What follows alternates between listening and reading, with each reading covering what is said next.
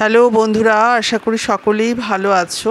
আজকে কাঁকরোলের একটা রেসিপি নিয়ে তোমাদের কাছে চলে এলাম। কাঁকরোলের পুর। তার জন্য কাঁকরোলটা আমি হাফ করে কেটে নিয়েছি। একটা বাটিতে জলের মধ্যে সামান্য নুন দিয়ে আমি কাঁকরোলটা সেদ্ধ করে নেব। এটা গরম ভাতের সঙ্গে খেতে খুবই ভালো লাগে। এটা নিরামিষভাবেও করা যায়। আমি আজকে কাতল মাছ দিয়ে এই পুরটা তৈরি করব। তার জন্য আমি 3টে মতো কাতল মাছের পিস নিয়েছি। পেটির দিকটা নিয়েছি, তাহলে কাটাটা বার করতে সুবিধে হয়। প্রথমে কাতল মাছগুলোকে আমি সামান্য একটু সেদ্ধ করে নেব, 4-5 মিনিট জলে দিয়ে সেদ্ধ করে নেব, তাতে কাটাটা বের করতে আমাদের সুবিধে হবে।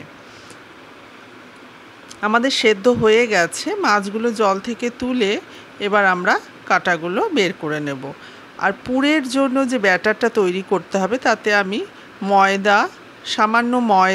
সামান্য চালের গুঁড়ো আর বেসন আর একটু খাওয়ার সোডা দেব এতে, আর নুন, কালো জিরে সব কিছু দিয়ে ব্যাটারটা আমি তৈরি করে নেব। ব্যাটারটা খুব ঘনও হবে না, আবার খুব পাতলাও হবে না, মিডিয়াম ব্যাটারটা তৈরি করতে হবে।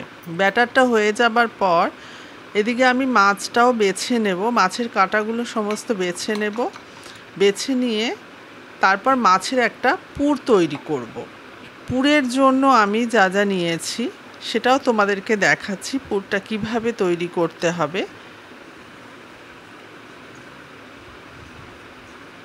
এটা চিংড়ি মাছ দিয়েও করা যায়, আবার নিরামিষভাবেও করা যায়, সরষা পোস্ত দিয়েও করা যায়। আমি আজকে কাতল মাছ দিয়ে করে তোমাদেরকে দেখাচ্ছি। আমাদের এদিকে কাঁকরোলটা সেদ্ধ হয়ে গেছে। এবার আমরা কাঁকরোলগুলোকে তুলে নেব জলের থেকে। এদিকে কড়াইতে তেল দিয়ে আমি কালো জিরে ফোড়ন দিয়ে দিলাম। আর পুরের জন্য জানিয়েছি রসুন, আদা, কাঁচা লঙ্কা, পেঁয়াজ সব কিছু দিয়ে পুরটা তৈরি করব। প্রথমে রসুন, কালো জিরেটা দিয়ে দিলাম তেলে, তারপর পেঁয়াজ কুচোটা দিলাম। একটু ভাজা ভাজা হয়ে যাবার পর নুন দিয়ে দিলাম আর আদা কুচোটা দিলাম। এবার যে মাছটা, কাঁচা লঙ্কাটা দেবার পর মাছটা যে আমি বেছে রেখেছি সেটাও দেব। এতে ধনে গুঁড়ো, জিরা গুঁড়ো সামান্য দিতে হবে, কাশ্মীরি লঙ্কার গুঁড়ো দিলাম। এবার মাছটা দিয়ে দিলাম, দিয়ে ভালো করে কাইট মতো একটা তৈরি করে নিতে হবে। এই পুরটা মোটামুটি একটু আঁচটা কম রেখেই করতে হবে, কারণ এতে জল পড়বে না, সেই জন্য পুরটা কিন্তু পুড়ে যেতে পারে। সেই জন্য গ্যাসের ফ্লেমটা একদম কম রেখে এটাকে আস্তে আস্তে বানিয়ে ফেলতে হবে। নামানোর আগে একটু ধনেপাতা দিয়ে দেব, তাতে ফ্লেভারটা আর একটু সুন্দর হবে। পুরটা আমাদের একদম রেডি হয়ে গেছে। এবার আমরা কাঁকরোলের যে বীজগুলো ছিল সেগুলো আমরা সমস্ত বের করে রেডি করে নিয়েছি। এবার কাঁকরোলের ভেতরে এটা পুর মতন ভরে দেব, ভরে ব্যাটারে চুবিয়ে আমরা ভেজে নেব। পুরগুলো ভরা হয়ে গেছে কাঁকরোলের মধ্যে, দেখতে পাচ্ছ, ঠিক এইভাবেই ভরতে হবে।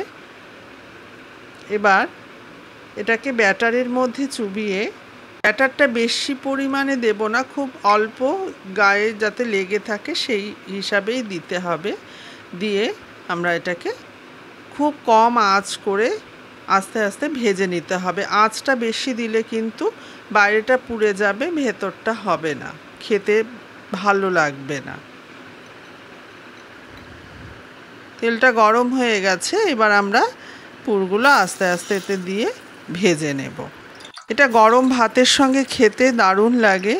আমি এখানে কাসুন্দি দিয়ে সার্ভ করেছি।